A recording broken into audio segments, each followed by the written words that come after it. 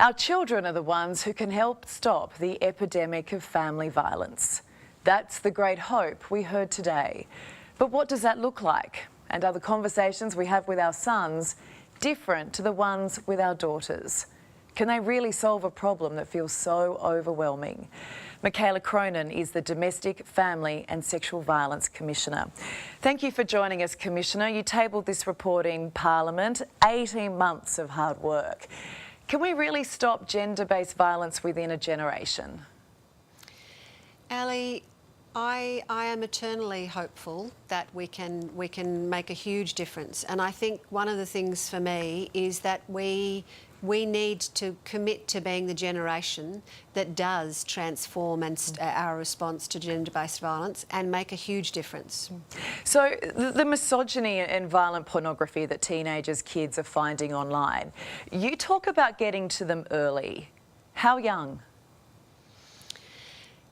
Ali, I think we need to be getting to very young children. I think we need to be having conversations with children at primary schools, at pre-primary schools. We need to be thinking about, because we know that those children have access, they're seeing things online already. We can't kind of wait until the education system decides that they're old enough to be accessing material, because they already are. My son's a primary school teacher and he had a grade 3 class a few years ago, and he was telling me often when, we were talking, that the kids in his class were already seeing very harmful pornography and seeing misogyny that it was a struggle for the school to know how to deal with. Yeah.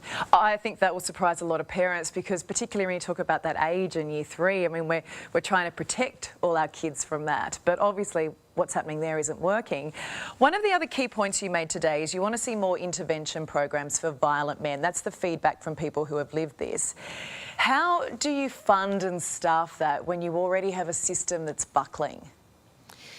We have consistently heard from the communities and people that I've spoken to, please to work with our men, that if we are not stopping violence where it is starting, with the men who are being violent, then our interventions, which are critically important to keep women safe, often what we know is men go on into other relationships. So it's very important that we need to do both. It's not one or the other.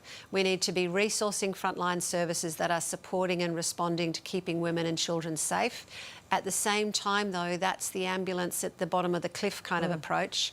If we need to be tackling and looking at where we can have interventions that support men early on, men who are putting up their hands and saying, I'm worried about my behaviour, I want to talk to someone about it. Look, and I know a lot of what you're looking at is part of a 10-year plan, but then I think about someone like Melissa, who emailed us overnight. Her ex-partner was sentenced to 3 years jail for horrific DV. He appealed and gets released to serve his sentence in the community. No curfew, no ankle bracelet. So I almost feel like, we can write whatever we want in a report, but if the courts don't change, nothing changes. We absolutely need to be, I agree with you, while it's a 10-year plan, 10 years is a long time away for somebody who is living with violence today, someone who is unsafe today, tonight. We need to be urgently thinking about how we can respond to what those women's needs are. And that requires every point of intervention. We need our justice system, we need our police systems, where it does get to that pointy end, to be making domestic, family and sexual violence informed. They need to be educated so that they are aware of the risk, and that we've seen too many women die this year in the previous years, where in hindsight you look at it and you look at what the risk factors and the red flags were. Other decisions should have been made. So, Commissioner, then on that issue of the courts, is the drama the law, or is the drama the attitudes of judges? Both. It's both. I think there's been a really significant program of reform of our legal systems across the country, and we have slightly different systems in each jurisdiction. But like any program of reform, there's an implementation process, and you need to change culture. You need people to implement those new laws and understand them. So we've got court systems that are still catching up with legal changes in laws. So, I mean, you've spoken of your own Auntie Sue, and you did again today, how she died having lived with domestic and sexual violence for years. I mean, this is personal for you, isn't it? And I guess it is for most of us because we all know someone. I think, and I made a decision to include that in my speech today because I think it is important to acknowledge that this is personal for all of us. I think we know the statistics and we know the numbers of people who have experienced child maltreatment, child abuse. It does affect all of us, and that drives everybody. Your job is effectively holding government to account on this, and I know our politicians, they say the right things, but are they doing enough? Because you interestingly pointed out today that it is big business taking the lead on this.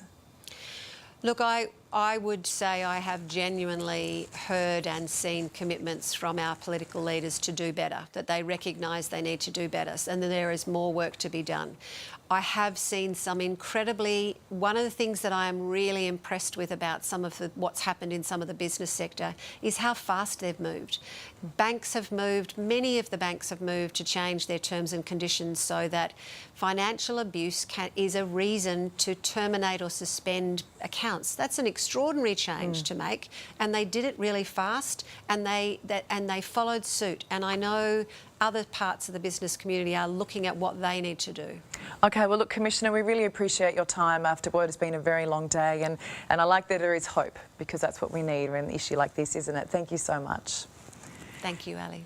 And if you or someone you know is experiencing sexual violence or family violence, there is help. Call 1800-RESPECT. That's 1800 737 732.